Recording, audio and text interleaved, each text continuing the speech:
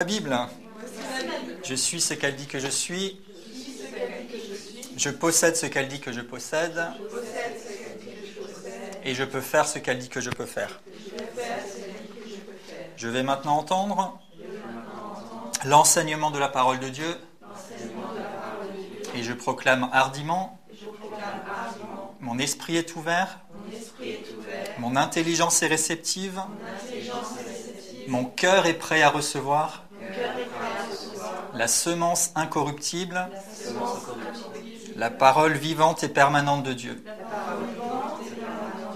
Et je ne serai plus jamais le même, plus jamais, au nom de Jésus.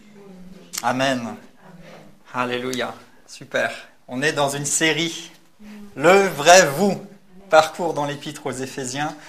Et c'est ô combien à propos de confesser ça ensemble. Je suis ce que la Bible dit que je suis. Je possède ce qu'elle dit que je possède et je peux faire ce qu'elle dit que je peux faire. Et c'est vraiment dans cette dynamique qu'on veut se laisser encore renouveler et fortifier par le Seigneur, par sa parole et par la présence de Dieu aussi qui nous édifie, qui nous construit. Et c'est quelque chose qui est vraiment tellement important et nécessaire que nous vivions et que nous progressions dans la parole, mais aussi dans la présence de Dieu, cette présence manifeste qui est tellement bienfaisante et qui fait que tout ça se met en action, prend vie et nous transforme. Donc on va continuer aujourd'hui dans cette série, et c'est le message numéro 3, et je l'ai intitulé « Racheter le vrai vous et racheter ». On avait vu un premier message, c'était une introduction générale. La dernière fois, on avait ensemble vu que Dieu vous a choisi. Et ô combien c'est valorisant et magnifique de savoir qu'il nous a choisis. Et je voudrais aujourd'hui qu'on poursuive ensemble, toujours dans ce même passage de référence, Éphésiens chapitre 1, les versets 3 à 14, qu'on avait lu la dernière fois. Je vous avais dit que c'était dans le texte original une seule phrase. Et c'est comme si Paul voulait insister et il accumule les unes derrière les autres toutes ces vérités pour nous faire réaliser la puissance, la gloire, la grâce dont Dieu nous a favorisés, dont il nous fait part. Et on avait particulièrement observé ou commenté ensemble déjà les versets, disons 3 à 6 à peu près. Et on va prendre directement au verset 7 pour poursuivre aujourd'hui dans cette étude et dans cet enseignement. Alors Éphésiens 1, verset 7. « En lui, nous avons la rédemption par son sang, le pardon des péchés selon la richesse de sa grâce que Dieu a répandue abondamment sur nous par toute espèce de sagesse et d'intelligence.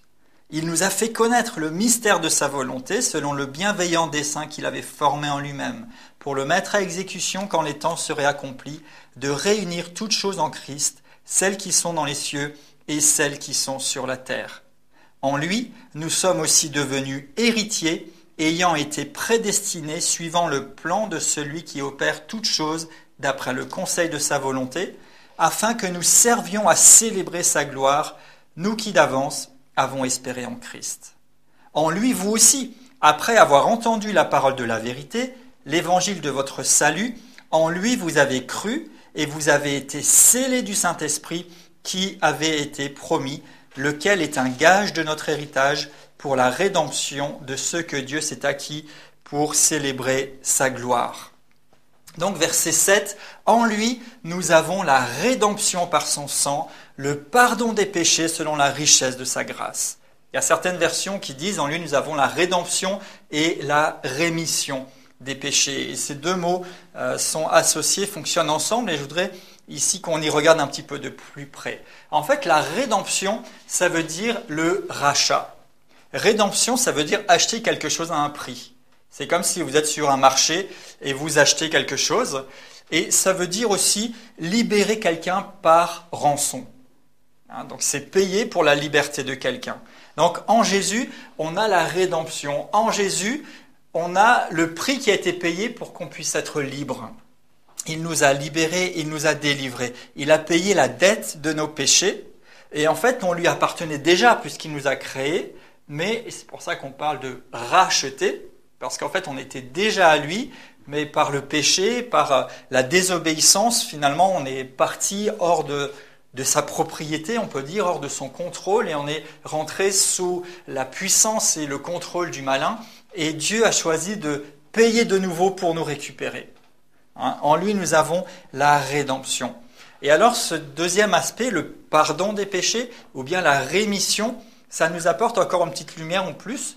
Rémission, ça veut dire aussi libérer quelqu'un d'un esclavage, ou libérer quelqu'un de ses chaînes.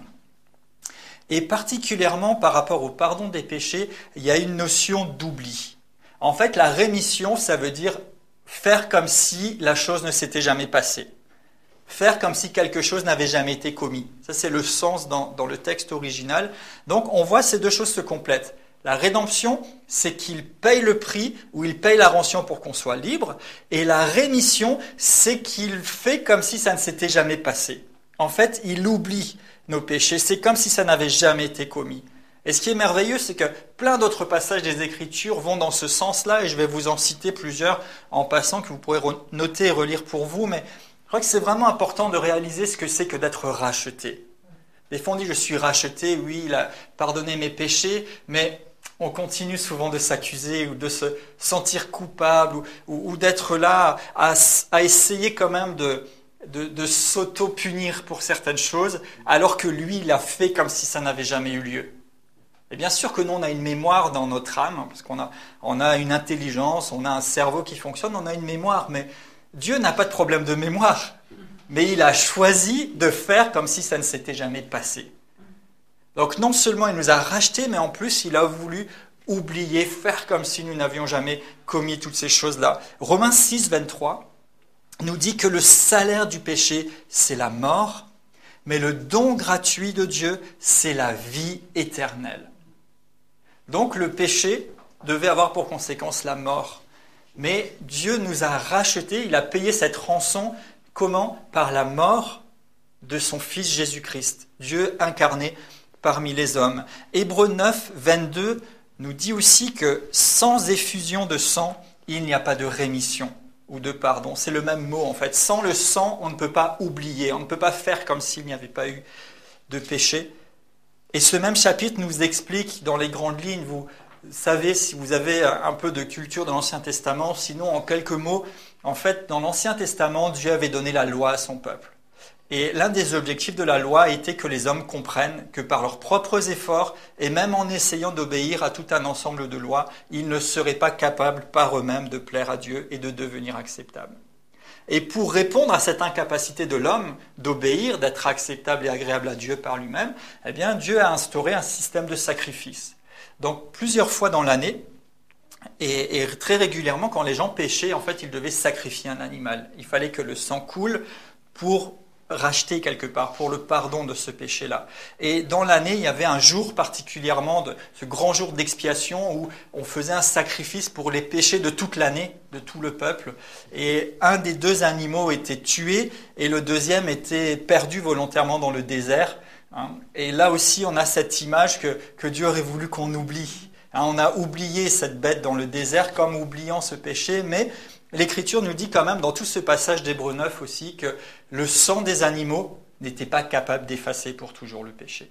Ça ne faisait que couvrir, ça ne faisait que quelque part satisfaire, mais partiellement la justice de Dieu. C'était une préfiguration, une ombre de ce qui devait venir. Et en fait, Jésus est celui qui a parfaitement accompli le sacrifice, le seul sacrifice par lequel nous pouvons aujourd'hui être justes et sauvés.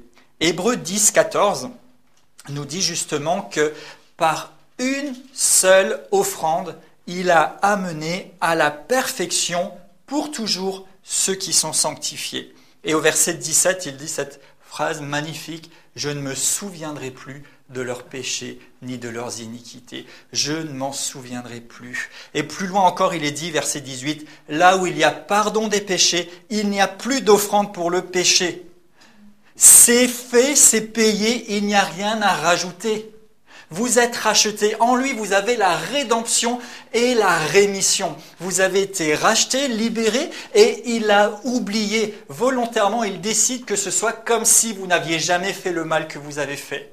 Parce qu'il a donné sa vie, il a payé le prix. Vous n'avez plus, comme j'ai dit avant, à vous punir, à vous autoflageller, à essayer encore d'obtenir quelque chose de Dieu. Jésus, par une seule offrande, a accompli une fois pour toutes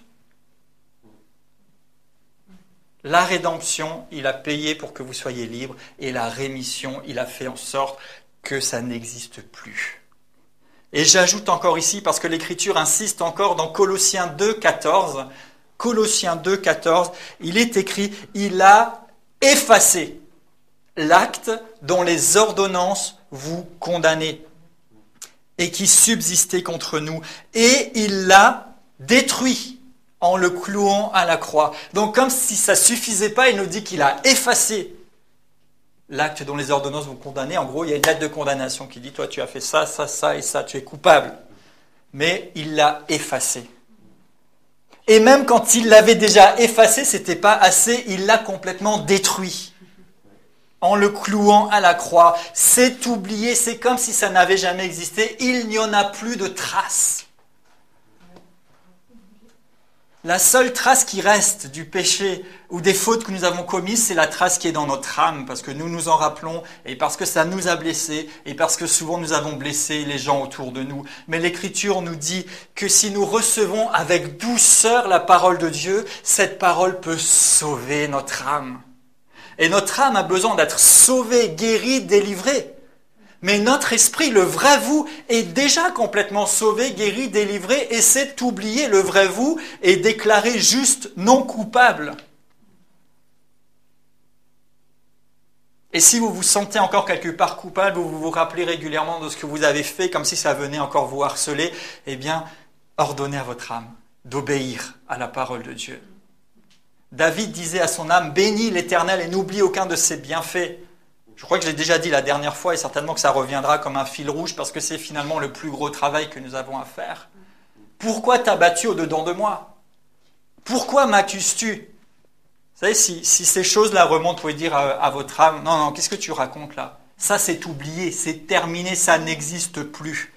Parce que le sang de Jésus a coulé par une seule offrande, il a effacé pour toujours et une fois pour toutes. Il a effacé ce qui me condamnait, il l'a détruit, il m'a déclaré juste. Ailleurs, l'Écriture dit encore qu'il a fait de nous la justice de Dieu en Jésus-Christ. Là où c'était la culpabilité ou la condamnation qui avait sa place, maintenant c'est justice. Quand Dieu vous regarde, quand Dieu nous regarde, il voit quelqu'un qui est juste. À cause de ce sacrifice. Nous avons la rédemption et la rémission des péchés. Nous n'avons plus de péché parce qu'il a payé par son sang, c'est déjà fait. Vous n'avez pas de péché. Oui.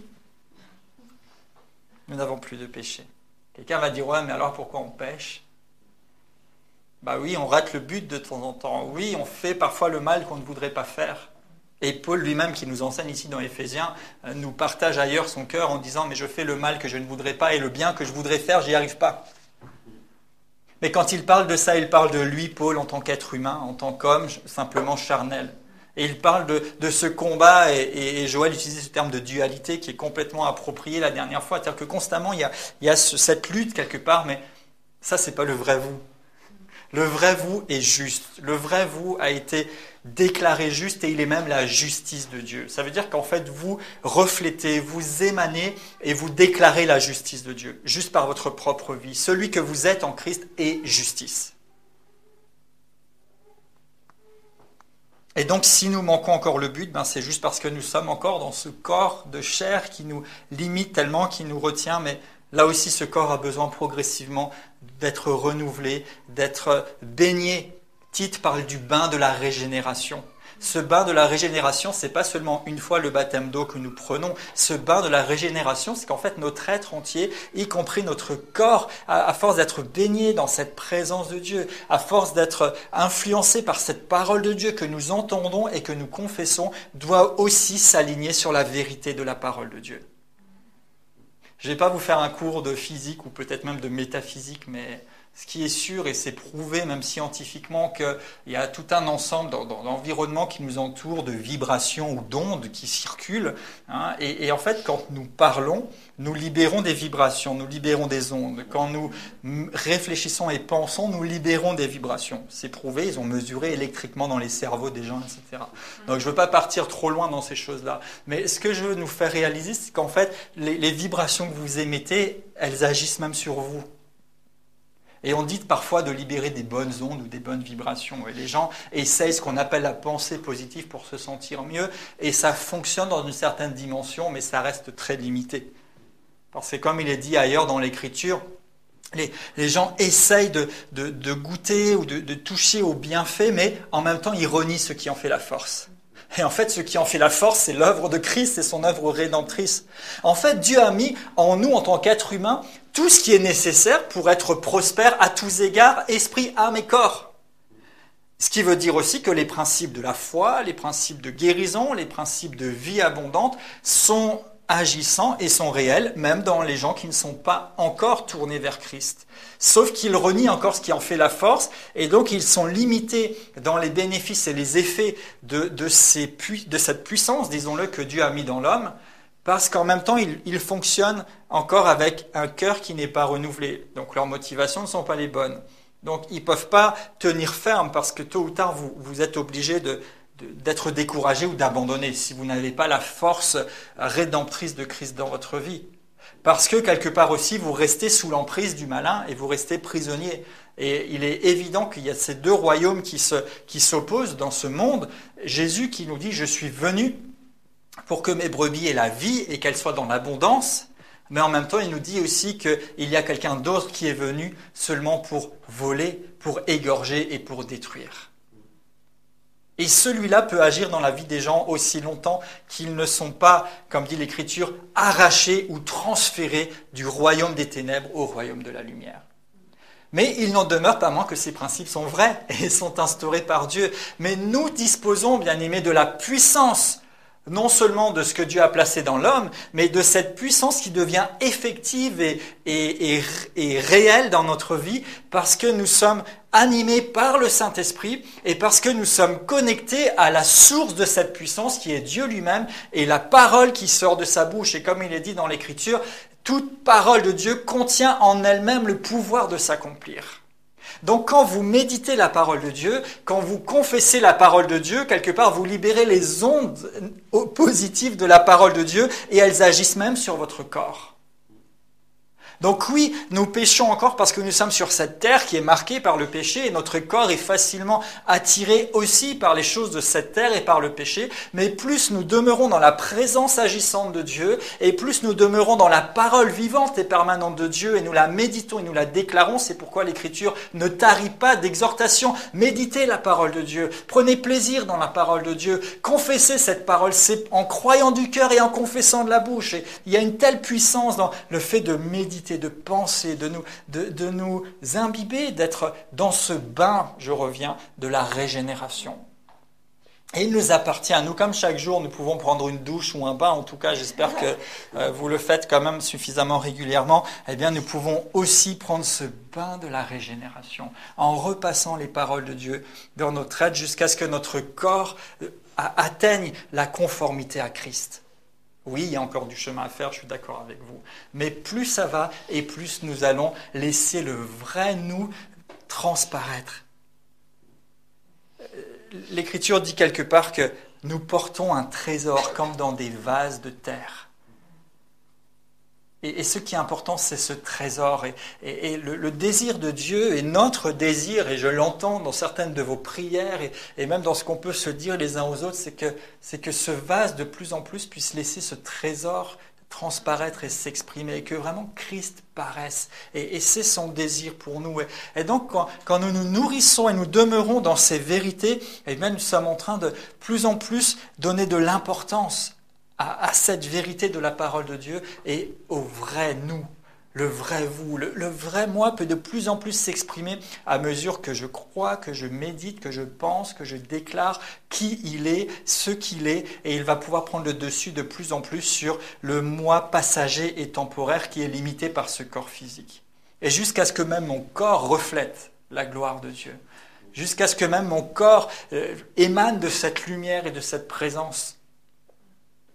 Et l'Écriture dit aussi que plus nous le contemplons et nous le regardons, et plus nous sommes transformés en la même image par l'Esprit du Seigneur.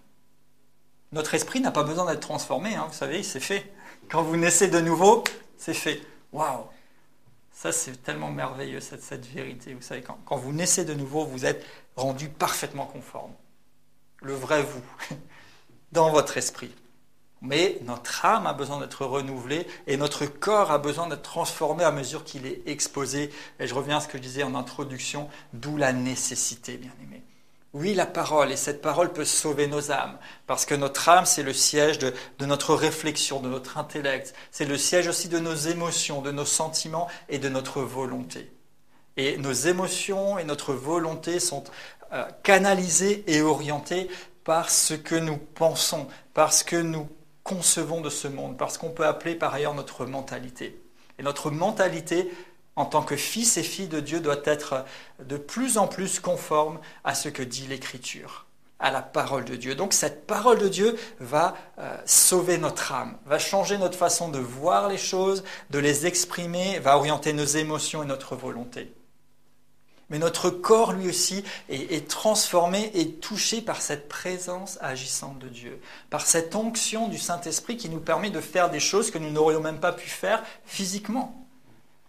Et à travers toute l'Écriture, ce n'est pas mon propos ici, mais c'est intéressant, on voit que des hommes et des femmes ont fait des choses humainement étonnantes, anormales ou impossibles, mais ils les ont faites sur la base de la parole de Dieu et avec la puissance de l'onction de Dieu qui les accompagnait. Déjà dans l'Ancien Testament, comment des gens ont pu marcher pendant des jours et des jours d'affilée?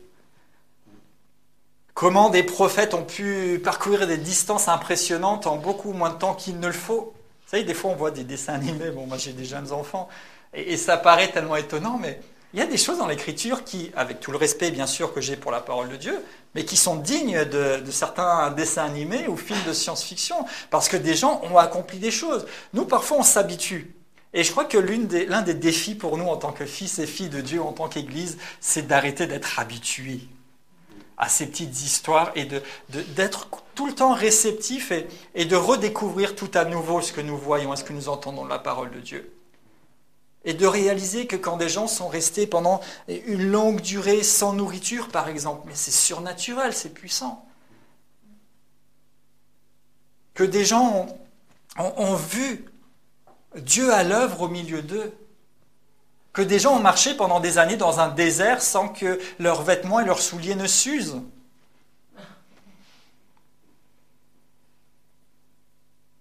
Et la liste pourrait vraiment continuer, que des gens n'ont pas pu être saisis. Jésus l'a vécu lui-même, et même les apôtres, à certains moments, on ne pouvait même pas les attraper.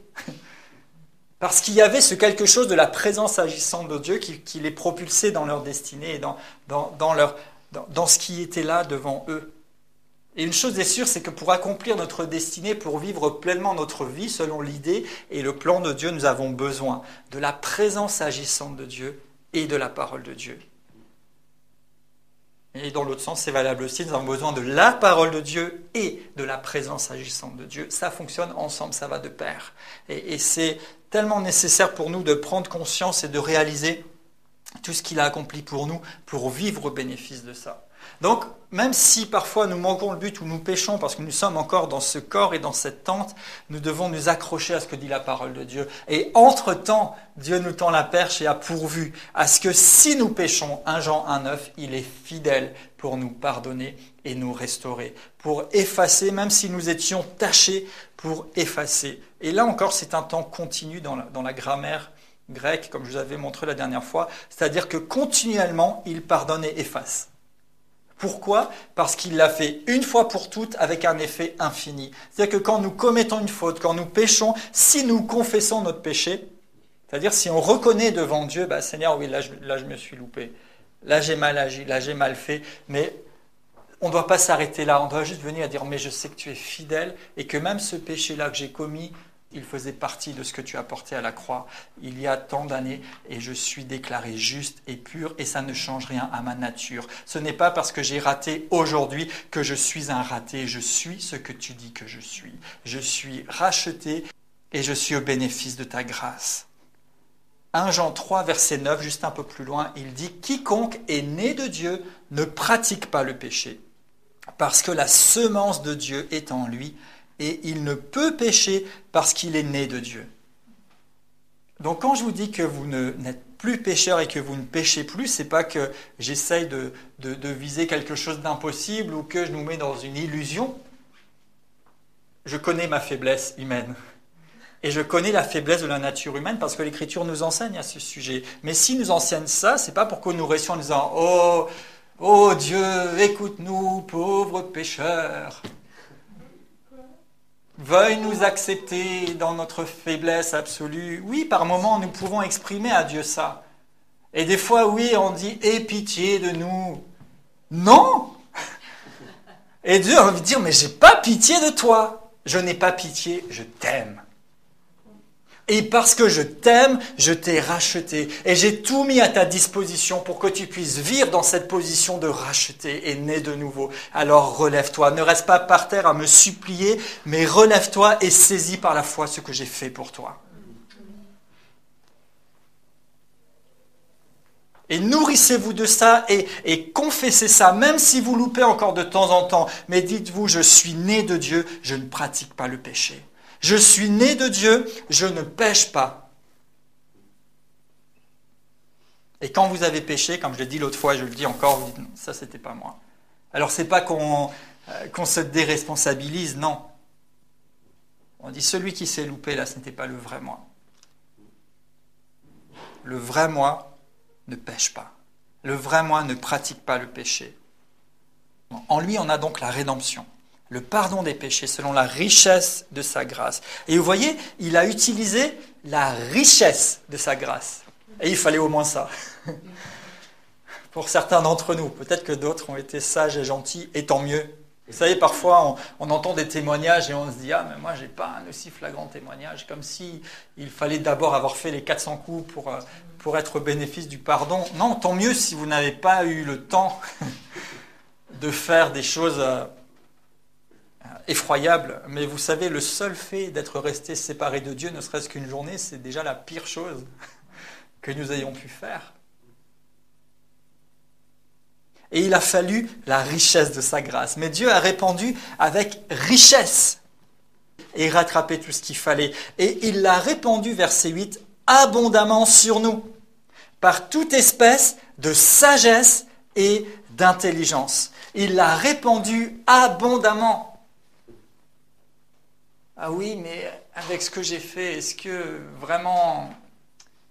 Non, mais ça, personne ne peut pardonner ça. Non, mais là, c'est trop. Non, Dieu a répandu la richesse de sa grâce. Et il l'a répandue abondamment. Donc, il y a largement assez pour effacer ça. Il y a des tâches qui peuvent partir juste en frottant comme ça. Il y a d'autres tâches, il faut de l'eau. Il y a d'autres tâches, il faut peut-être du produit. Peut-être du détachant, je vais faire de pub pour personne, qu'on met avant, et puis de la lessive, et puis peut-être il faut refaire plusieurs fois.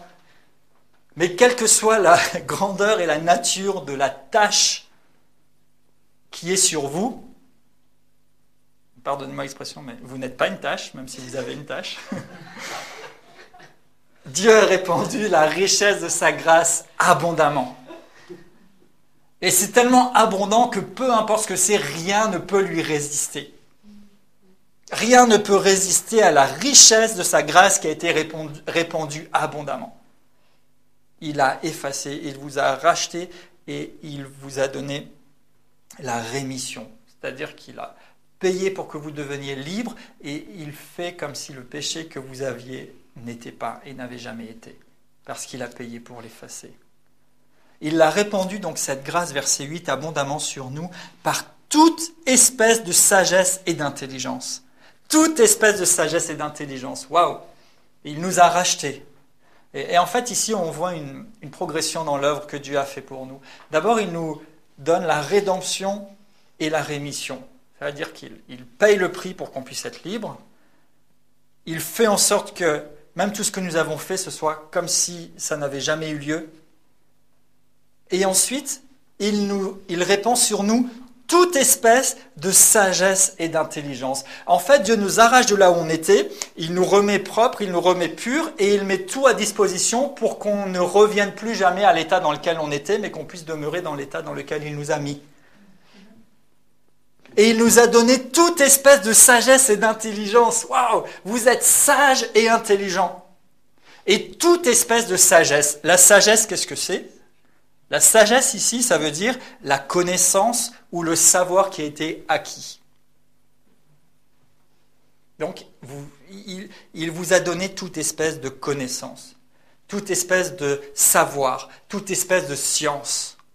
Vous savez, j'y suis pas resté longtemps parce que je suis parti vite dans la vie professionnelle, mais j'ai mis les pieds quand même à l'université pour quelques mois. Et quand j'étais rentré dans ce hall de l'université des sciences humaines à Strasbourg, j'ai eu d'un coup comme une prise de conscience et j'étais comme impressionné dans cet endroit en me disant mais waouh, toute la connaissance et toute la science qu'il y a dans ces bâtiments.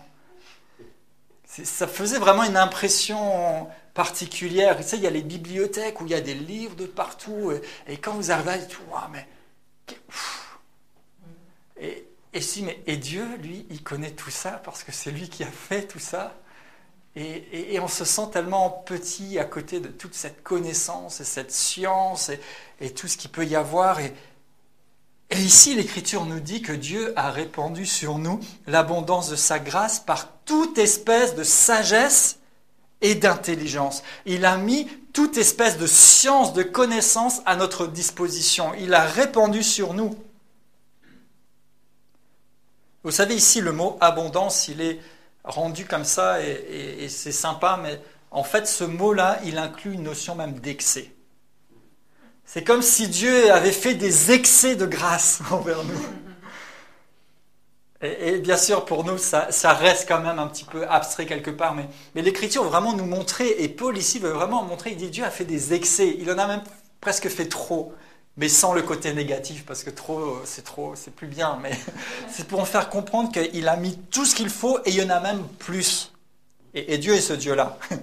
Et dans toute l'Écriture, on voit comme il aime multiplier, comme il aime qu'il y en ait plus et qu'il y en ait même, on peut dire trop, mais ce trop est tellement bon. Parce que du coup, on se trouve comme emporté dans toute cette grandeur et cette richesse et cette abondance. Et donc, il a répandu toute espèce de sagesse et d'intelligence. Donc la sagesse, j'ai dit, c'est la connaissance ici, le savoir acquis, la science, etc. Et l'intelligence, en fait, c'est la capacité de comprendre et de mettre en œuvre le savoir. Donc la sagesse, c'est le savoir, mais l'intelligence, c'est d'être capable d'utiliser à bon escient ce qu'on sait, en fait, si vous préférez. Et vous savez, même si dans certaines choses, vous manquez de connaissances ou de science, eh bien, parce que Dieu nous a rachetés, en fait, il a répandu sur nous toute espèce de connaissance et de science. Et même ce que vous n'avez peut-être pas appris humainement ou physiquement, vous pouvez le savoir parce qu'il l'a répandu sur vous.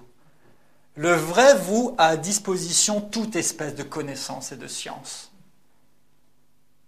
Et j'encourage toujours chacun, et c'est pour ça qu'on se réjouit des gens qui réussissent leurs examens et qui poursuivent peut-être leurs études, parce que c'est important et c'est bon de s'encourager à apprendre, à étudier. Et même si vous n'êtes plus peut-être en âge de l'université ou quoi que ce soit, c'est bien d'apprendre, de découvrir des choses, de s'intéresser aux choses, parce que ça nous développe, ça nous fait grandir en tant que personne, et aussi ça nous ouvre encore plus les yeux et l'horizon sur la grandeur de Dieu et toutes ces merveilles qui existent.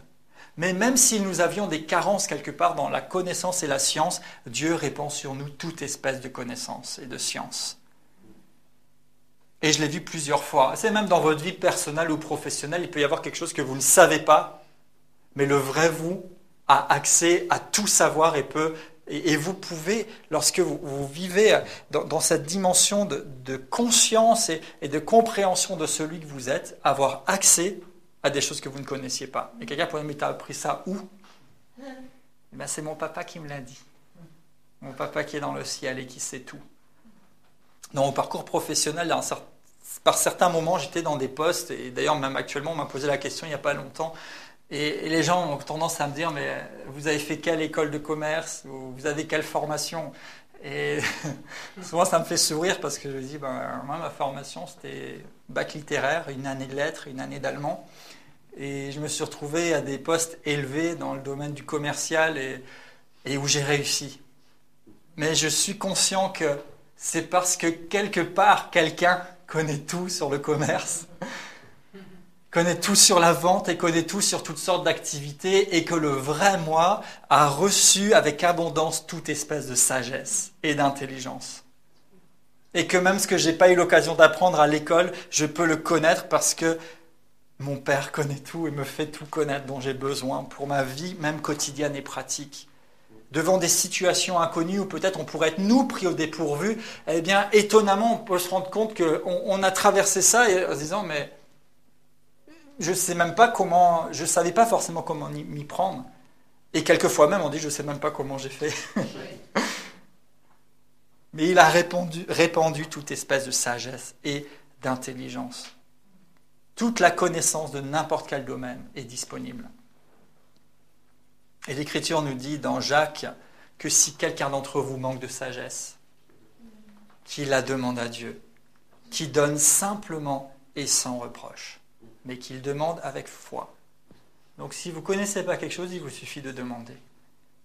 Et il vous le donne, il ouvre vos yeux. Donc ensemble, la sagesse et l'intelligence nous permettent de savoir tout ce qu'on a besoin de savoir et aussi de l'appliquer comme il faut.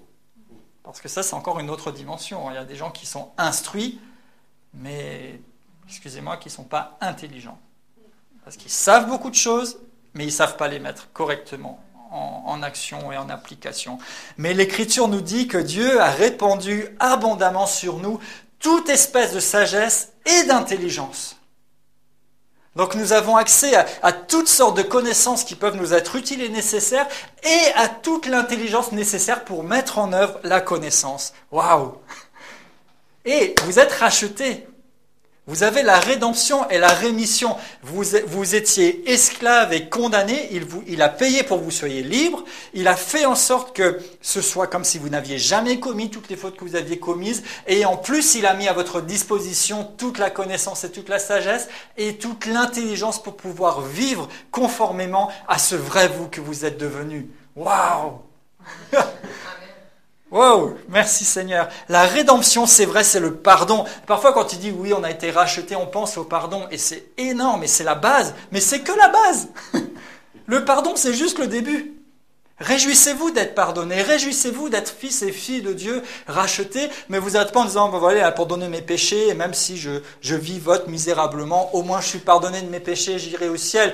Non, il vous a racheté et il a aussi déversé avec abondance toute espèce de sagesse et d'intelligence pour que vous réussissiez dans cette vie, pour que cette vie soit significative, pour que le nom de Jésus soit glorifié à travers ce que vous accomplirez, même pas par vos forces ou par votre sagesse, mais à cause de la sagesse de Dieu et l'intelligence qui est répandue sur vous pour que vous puissiez pratiquer ces choses extraordinaires qu'il a mises devant vous. C'est libéré sur vous. C'est dit qu'il l'a répandu sur vous. C'est pas juste se poser quelque part et puis on faut essayer de le trouver. Il l'a répandu sur vous.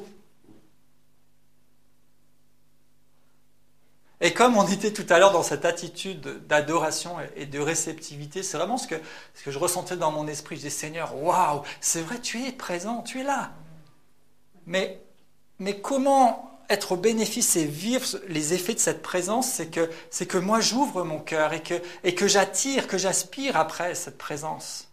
Et de la même manière, il a répandu toute espèce de sagesse et d'intelligence, mais si vous voulez être quelqu'un qui connaît tout, en sachant que ça vient de lui, parce que sinon ça conduit à l'orgueil, et qui a l'intelligence d'appliquer ce qu'il connaît, eh bien vous avez juste besoin de vous y connecter, de dire Seigneur, j'ouvre mon cœur, j'ouvre mon esprit, j'ouvre mon intelligence, mon être entier, à ce que tu as déjà répandu sur moi. Et je te remercie parce que je suis sage et je suis intelligent.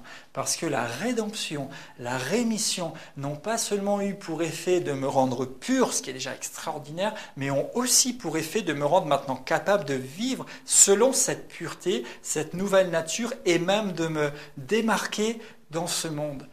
Ça met sur vous un point de distinction. La distinction, parce qu'il vous a donné sagesse et intelligence. Amen. Amen.